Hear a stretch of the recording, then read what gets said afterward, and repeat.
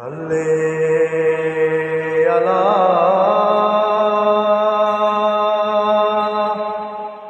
حبیبنا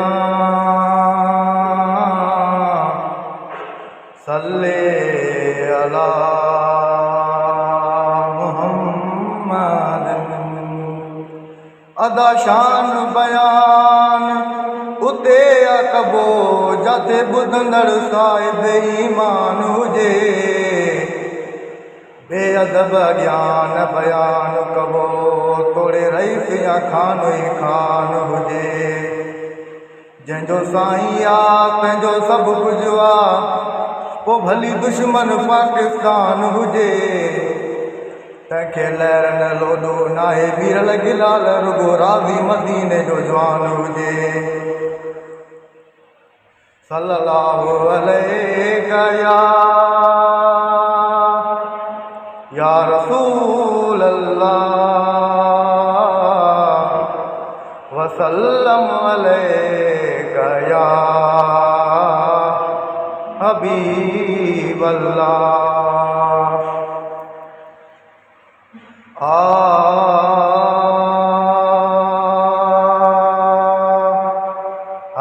परावन तलाइण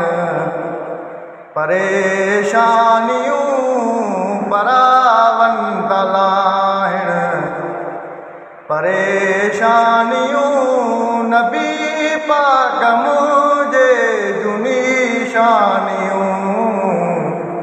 परावन तलाइण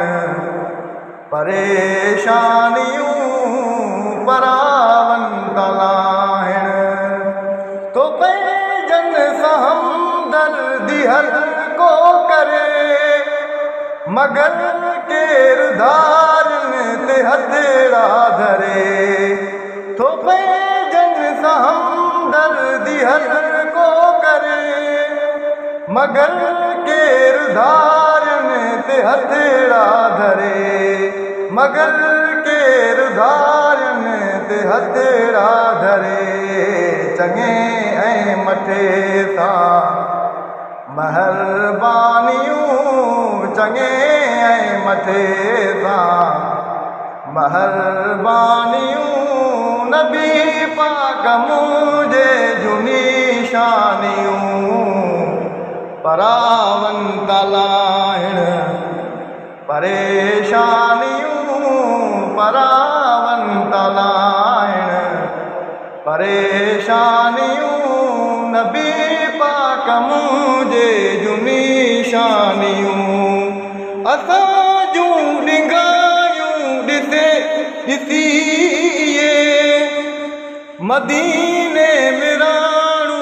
रोए थो वेही फिटी कर मुसलमान बेफरमानियूं फिटी कर मुसलमान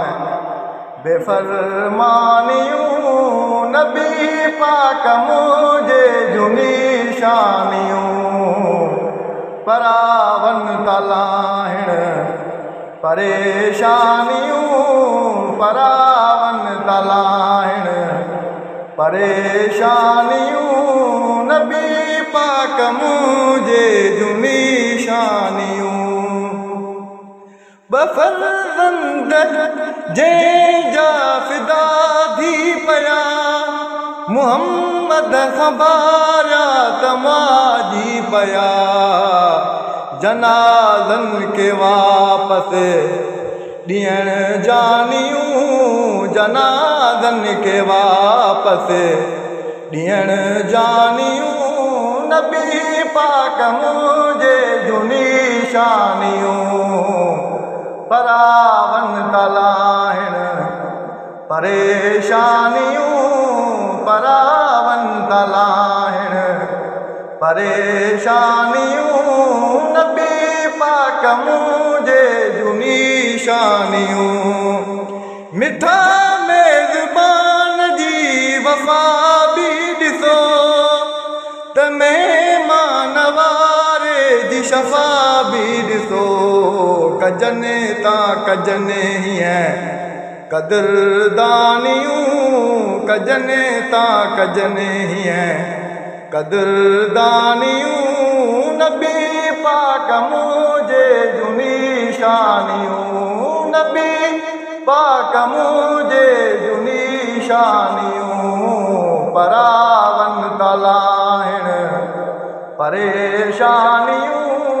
परावन तलाहिण परेशानियूं नबी पाक मुझे जुनी शानियूं गुलाम नबी हर गुनाहगार जूं हबीबन के आइन हरई पार तूं